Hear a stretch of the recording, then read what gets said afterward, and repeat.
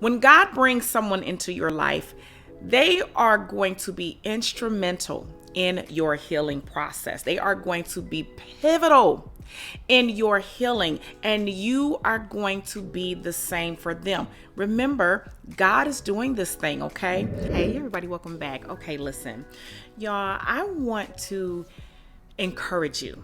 If you are someone that is waiting on God to send you the love of your life, you are literally believing God that He is going to send that person that you have been praying for, believing for, okay?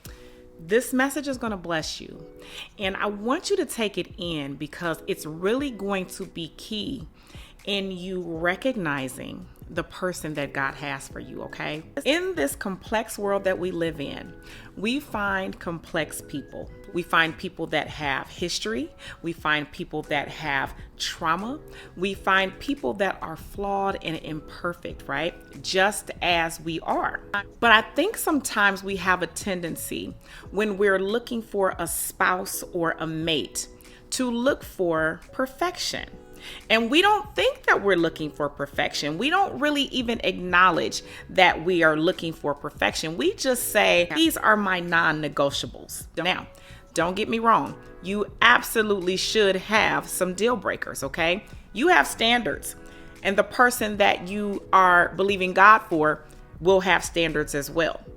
But what you don't want to do is confine anyone to the unrealistic standards and parameters that you yourself don't even line up with, okay? You have to understand that you are not going to be perfect, okay? You're not going to be without fault. You're not going to be without baggage. You're not going to be without trauma. You come fully loaded, okay? You come fully loaded with a history, with past wounds, with past hurts, with past pains.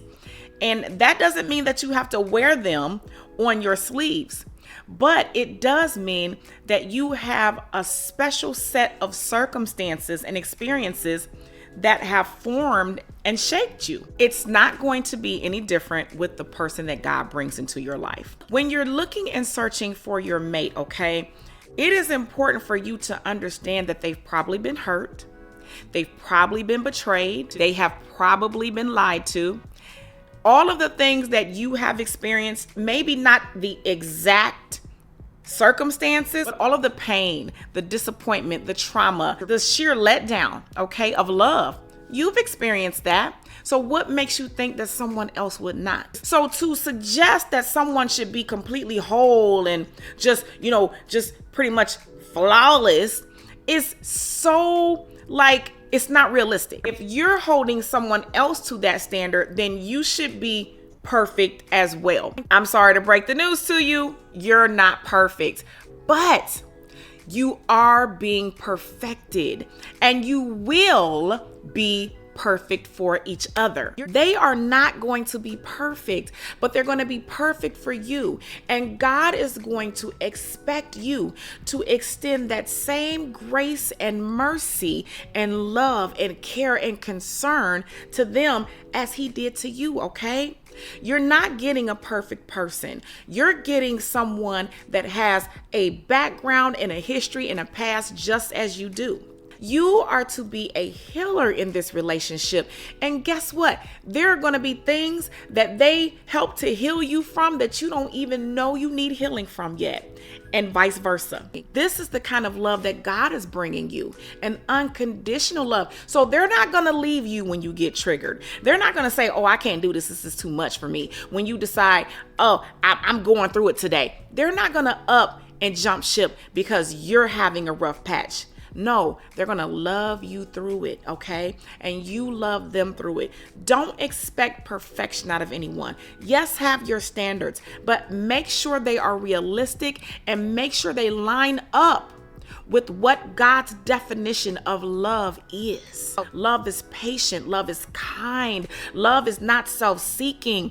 Love is everything that God is selfless. It's unconditional, and it is everlasting, okay? So this love is never going to end. I hope this message blessed you, and I'm excited for what God is doing in your life in the areas of love. I want you to prepare your minds and your hearts to receive all that God has for you, and know that you deserve it, okay? Whether you think you do or not, you deserve it, and God is going to do it for you, okay? I love you on today. Be blessed on today. God loves you so much more. Until next time, I'll see you soon. Bye.